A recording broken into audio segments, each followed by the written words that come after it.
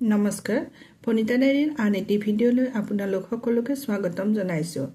আজি আপোনালোকৰ লগত একেবাৰে সহজ পদ্ধতিৰে ঘৰতে আমি কেনেদৰে ব্ৰেড পকৰা বনাব পাৰোঁ তাকে এই ভিডিঅ'টোৰ জৰিয়তে আপোনালোকলৈ আগবঢ়াইছোঁ। ভিডিঅ'টো চাই কেনে পালে জনাবচোন। ভাল পালে লাইক আৰু ছাবস্ক্ৰাইব কৰি দিব বুলি আশা কৰিলোঁ।